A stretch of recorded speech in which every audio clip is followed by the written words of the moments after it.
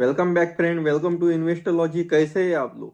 तो फ्रेंड्स, आज की वीडियो खास करके जो भी mutual fund investor Tata mutual fund AMC में इन्वेस्ट कर रहे हैं उनके लिए इम्पोर्टेंट है, क्योंकि आज की वीडियो में हम बात करने वाले हैं जो टाटा म्यूचुअल फंड एएमसी है। उन्होंने अपने इन्वेस्टर को एक इम्पोर्टेंट अपडेट दिया है। तो उस पर हम डिटेल डिस्कशन इस वीडियो में करने वाले हैं। तो अंत तक हमारे साथ इस वीडियो में बने रहिए। और अगर आप हमारे इस एजुकेशनल यूट्यूब चैनल इन्वेस्टोलॉजी पर पहली बार विजिट कर रहे हैं तो इसी तरह के इन्फॉर्मेटिव वीडियो आगे भी देखने के लिए हमारे इस चैनल को सब्सक्राइब कर दीजिए।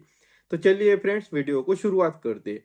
तो फ्रेंड्स, जो टाटा म्यूचुअल फंड एएमसी है उनकी तरह से अपने इन्वेस्टर के लिए एक इम्पोर्टेंट अपडेट सामने निकल के आ रहा है कि जो टाटा म्यूचुअल फंड एएमसी है उनका जो टाटा क्वांट क्वांट फंड है, जो क्वांट स्ट्रेटेजी पे बेस है, उसमें जो म्यूचुअल फंड इन्वेस्टर इन्वेस्ट कर रहे हैं। तो टाटा म्यूचुअल फंड एएमसी ने जो टाटा क्वांट फंड है उसको टाटा फ्लेक्सी कैप फंड में मर्ज करने का डिसीजन लिया है।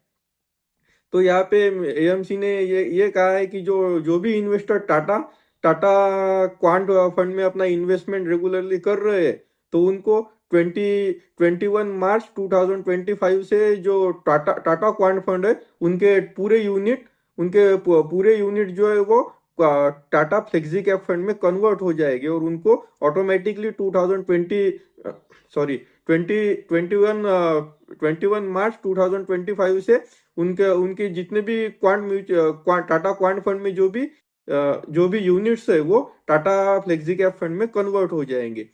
आप मेरी स्क्रीन पर नीचे देख भी सकते हैं कि जो article Tata Tata mutual fund AMC ने पब्लिश किया है वहां पे आपको ये साफ साफ दिखाई दे रहा होगा। तो अगर हम बात करें इस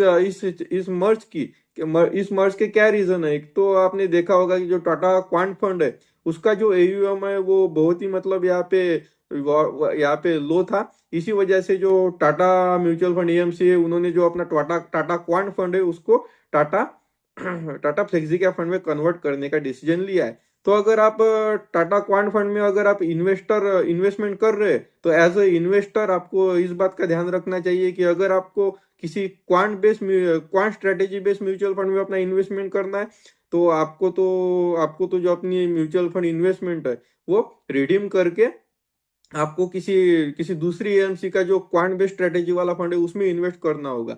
लेकिन अगर आप जो टाटा का जो अगर अपना इन्वेस्टमेंट वो है जो अगर आपको अगर इस मर्ज से कोई प्रॉब्लम नहीं है, अगर आपका जो इन्वेस्टमेंट है वो फ्लेक्सी कैप में भी रहा तो आपको चलेगा। आपका गोल जो है वो 5 से 7 सालों के लिए है। तो आप अगर इस स्कीम से एग्जिट भी नहीं करते तो आपको ऑटोमेटिकली 21 मार्च 2025 में जो आपके जो टाटा क्वांट फंड में जितने भी आपके यूनिट्स है वो आपके टाटा फ्लेक्सी कैप फंड में कन्वर्ट हो जाएंगे। तो इसमें चिंता की बात कोई नहीं है। लेकिन अगर आपको यहाँ पे टाटा म्यूचुअल फंड एएमसी की तरफ से एक अच्छी बात सामने आ रही है कि अगर आप टाटा क्वांट फंड से एग्जिट लेते तो यहाँ पर आपको जो एग्जिट लोड है वो आपको बिल्कुल अप्लीकेबल नहीं होगा, क्योंकि जो इनकी जो स्कीम है ये टाटा फ्लेक्सी कैप फंड में मर्ज हो रही है।